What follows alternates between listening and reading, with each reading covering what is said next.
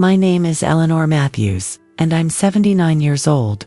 3 months ago, I buried my husband William after 59 beautiful years of marriage. I thought I knew everything about him. I was wrong. Dead wrong.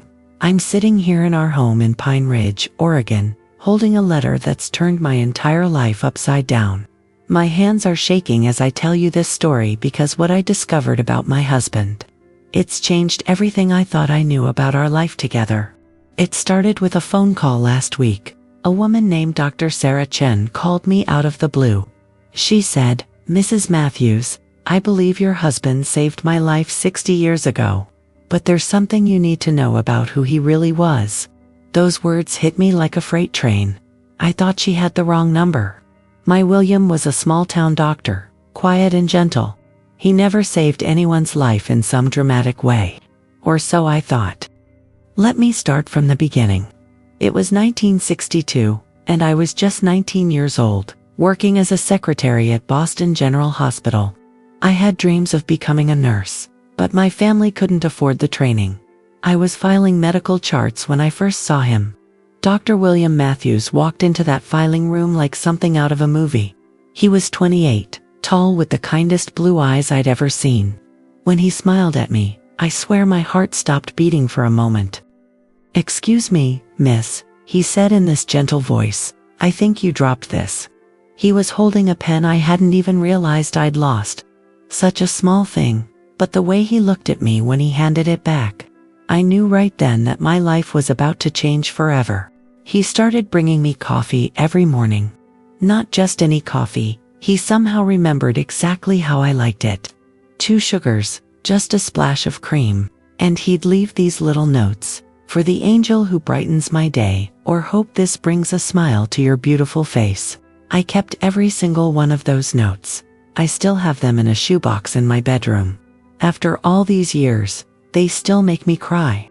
William courted me like I was a princess. We'd have picnics in Boston Common where he'd tell me about his dreams of helping poor children who couldn't afford medical care. We'd dance to jazz music in these little clubs, and he'd hold me so close I could feel his heartbeat against my cheek. I remember one evening we were walking by the harbor, and he stopped suddenly and took my hands. "Eleanor," he said, "I've never believed in love at first sight until I met you. You've changed everything for me." I was so young, so naive. I thought love was supposed to feel exactly like this, like you were floating on air, like nothing bad could ever happen as long as you were together. When he proposed on Christmas Eve 1963, I cried so hard I couldn't even say yes. The ring was small. He was still paying off medical school loans, but to me, it was the most beautiful thing in the world. We were going to build a life together, have children, grow old side by side. I thought I was the luckiest woman alive. We married in April 1964 in my childhood church. It was a simple ceremony. We didn't have much money, but it was perfect. I wore my mother's wedding dress, and William cried when he saw me walking down the aisle. The early years were hard, but wonderful. William worked brutal hours at the hospital, sometimes 18-hour shifts. I'd wait up for him no matter how late he came home, and we'd sit in our tiny kitchen while I heated up his dinner and he told me about his day. Our children came one after another. Michael in 1965, Sarah in 1967, and little Thomas in 1970. William was such a devoted father. He'd come home exhausted from surgery, but he'd still read bedtime stories, help with homework, play catch in our postage stamp backyard. When Thomas was born 6 weeks early and had to stay in the NICU for 2 months, William practically lived at that hospital. He'd work his regular shifts, then spend all night by Thomas's incubator, talking to him, singing to him. The nurses said they'd never seen a father so dedicated. But even then, there were things that puzzled me. Strange phone calls that William would take in private, always speaking in hushed, urgent tones. Sometimes I'd catch him just staring out the window with this worried expression, like he was watching for something. "What's wrong, honey?" I'd ask, and he'd always pull me into his arms and say, "Nothing, sweetheart. Just thinking about work." I believed him. God help me. I always believed him. In 1975, Everything changed overnight. William came home from work one evening, looking pale and shaken. He sat me down in our living room and said, "Eleanor, we need to move. Immediately." I thought he was joking at first. "Move, William? What are you talking about? This is our home. The children's schools are here. My family is here." But he was dead serious. He'd accepted a position at a rural hospital in Oregon. He said, it would be better for the children, cleaner air, a chance for a fresh start. I was devastated. Boston was all I'd ever known. My parents were getting older. My sister had just had a baby. Our whole life was rooted in these familiar streets. "But William," I pleaded, "we can't just uproot the children like this. Sarah's finally made good friends. Michael's on the baseball team." He took my hands and looked into my eyes with this desperate intensity I'd never seen before. "Eleanor, please. I need you to trust me on this. I can't explain everything right now, but we have to go, soon." Something in his voice scared me. This wasn't the gentle, patient man I'd married. This was someone running from something, and he was taking us with him. The move happened so fast, it felt like we were fleeing from something. Within 3 weeks, we'd sold our house, packed our entire life into a moving truck, and driven across the country to Pine Ridge, Oregon, population 3,000. The children cried almost the entire way. Sarah, who was 8, kept asking why Daddy was making us leave Grandma and Grandpa. I didn't have an answer because I didn't understand it myself. Pine Ridge was beautiful in a lonely way, rolling hills, dense forests, the kind of quiet that could either heal you or drive you mad. William threw himself into his work at the local clinic with an intensity that worried me. He was different in Oregon. More secretive, more watchful. He'd lock himself in his study for hours at a time, and I could hear him on the phone speaking in whispers. Sometimes I'd catch him standing at the window, scanning the street like he was expecting someone. It was during our first month in Pine Ridge that the safe appeared. I came home from grocery shopping one day to find workmen in William's study, installing this big, heavy safe in the corner. "What's that for?" I asked. "Important medical documents," William said, not quite meeting my eyes. "Patient files that need to be kept secure." I didn't question it. Wives didn't question everything their husbands did back then. Besides, I trusted William completely. If he said it was for work, then it was for work. How naive I was. Fast forward to 3 months ago. William passed away peacefully in his sleep at age 89, surrounded by our children and grandchildren. I thought I'd have time to grieve properly, to sort through 59 years of memories at my own pace. Then Dr. Sarah Chen called. "Mrs. Matthews," she said in this urgent but kind voice, "I know this might sound strange, but I believe your husband saved my life 60 years ago. I've been trying to find him for decades." I almost hung up. I thought it was a scam, or someone with the wrong number. My William was a small-town doctor who'd lived a quiet life. He'd never mentioned saving anyone's life. But something in her voice made me listen. Dr. Chen told me she was 78 years old, a retired pediatric surgeon from San Francisco, in 1963, when she was just a young medical student. She'd been attacked near Boston General Hospital, beaten and left for dead. "Your husband found me," she said, her voice thick with emotion. "He didn't just treat my injuries. He helped me disappear. He gave me a new identity, helped me start over where my attacker couldn't find me." I felt like the ground was shifting under my feet. "That's impossible," I whispered. William never mentioned. He would have told me. "Mrs. Matthews," Dr. Chen said gently, "there's so much more you need to know about your husband. He wasn't who you think he was." After that phone call, I couldn't stop thinking about the safe in William's study. For 48 years, I'd walked past it every day, never once asking what was really inside. William had made me promise I'd never try to open it, and I'd kept that promise faithfully. But now everything was different. William had given me the combination on his deathbed, our wedding date, saying, "I might need it someday for important papers." I thought he meant insurance documents or his will. My hands were shaking so badly I could barely turn the dial. April 15th, 64. Our wedding date. The date I thought was the beginning of our honest life together. The safe door swung open with a creak that seemed to echo through my soul.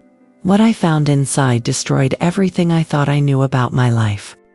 The safe was packed with things that made no sense. Dozens of photographs of women, battered, bruised, some so badly beaten they were barely recognizable. Medical records documenting horrific injuries, letters written in different hands, all thanking someone for giving me my life back. And then I found the identification documents. Driver's licenses, social security cards, medical licenses, all with William's photograph, but different names. Dr. James Sullivan, Dr. Robert Chen, Dr. Michael Torres. At least 12 different identities spanning for decades. My legs gave out. I had to sit down on William's old desk chair. The same chair where he'd done his paperwork every night after dinner, where he'd helped the children with homework, where I'd brought him countless cups of coffee over the years. My husband wasn't Dr. William Matthews. That was just one of his identities. But the worst was yet to come. At the bottom of the safe, wrapped in a silk scarf I'd given William for our first anniversary, was a thick envelope with my name on it in his handwriting. Inside was a letter dated 2 years ago, during the health scare that had sent him to the hospital for a week. I remembered that time, how frightened he'd been, how he'd held my hand and told me over and over how much he loved me. Now I know why he was so scared. He thought he might die before he could tell me the truth. My dearest Eleanor, the letter began, and I could hear his voice so clearly it was like he was sitting right beside me. If you are reading this, then I am gone, and the weight of my secrets has finally fallen on your shoulders. I pray with all my heart that you can forgive me for the life of lies I built around our love. I had to stop reading. I sat there crying for an hour before I could continue. William's real name was Dr. David Richardson. In 1962, he'd been working at a hospital in Chicago when he witnessed a colleague's wife being beaten nearly to death by her husband, a powerful police commissioner. When David tried to help her escape, he became a target. The commissioner had connections everywhere: police, judges, prosecutors. David's life was in danger. I had to disappear. My love, the letter continued, or they would have killed me. The Angel Network helped me create a new identity, and that's when I became William Matthews. I moved to Boston, got a job at the hospital, and tried to start over. The Angel Network? I'd never heard those words before, but they would haunt me forever. The letter explained everything. Why we'd had to leave Boston so suddenly in 1975. Someone had discovered William's real identity and was closing in. The move to Oregon wasn't for a better life. It was to keep me and our children safe. Meeting you was both the best and worst thing that ever happened to me, William wrote. Best because you gave me a love I never thought I deserved, but worst because it meant building our entire marriage on a foundation of lies. For 59 years, my husband had lived in constant fear. Every phone call, every unexpected visitor, every business trip, he was always one step ahead of people who might discover who he really was. But he never stopped helping women. Even from our small town in Oregon, he continued the work of the Angel Network. The locked study, the whispered phone calls, the mysterious trips, it was all connected to his secret mission. I saved 247 women over the years, his letter revealed. 247 women who got to live because I was willing to risk everything we had built together. I know this is selfish, Eleanor, but I would do it again. I couldn't live with myself knowing I had the power to help and chose not to use it. As I read those words, my heart was breaking and swelling with pride at the same time. My husband was a hero, but he'd been a hero in secret, carrying this enormous burden alone for our entire marriage. Dr. Chen's phone call opened a floodgate. Once word spread through the network that William had passed away, other women began reaching out to me. Women whose lives he had saved, who wanted to pay their respects and share their stories. Maria Gonzalez called from Phoenix. William had helped her escape an abusive marriage in 1968. She went on to become a teacher and raised 3 children who never knew their mother had once been beaten so badly she couldn't walk. Jennifer Walsh wrote from Seattle. William had saved her from a stalker in 1973 who had already killed 2 other women. She eventually opened a women's shelter that has helped thousands of women over the decades. Amy Stevens visited me in person. William had rescued her from human traffickers in 1981 when she was just 17. She became a social worker and has dedicated her life to fighting human trafficking. Each woman had a story. Each one of them got to live, to love, to raise children, to make a difference in the world because my husband was willing to risk everything, including our marriage, our family, our safety, to help them. I've spent the last 3 months trying to piece together the truth about my marriage. The man I loved was real. His devotion to me and our children was genuine, but everything else had been carefully constructed to protect his secret identity. Those business trips I thought were medical conferences. He was helping women escape. The locked study I respected for 48 years. It was the headquarters of a secret operation that saved lives. The worried looks, the watchfulness, the sudden move to Oregon. All of it was connected to his dangerous double life. I keep thinking about all those nights I'd wake up and find his side of the bed empty. I'd go looking for him and find him standing at the window, just staring out into the darkness. "Can't sleep?" I'd ask, and he'd always say the same thing, "Just checking to make sure my girls are safe." I thought he was being sweet, protective in that old-fashioned way. Now I realize he was literally watching for danger, making sure no one had found us. The hardest part of all this is that our children have no idea. Michael is 58 now, a successful lawyer with 3 kids of his own. Sarah is 56, a high school principal who inherited William's gentle way with people. Thomas is 53, a doctor like his father, working at a children's hospital in Portland.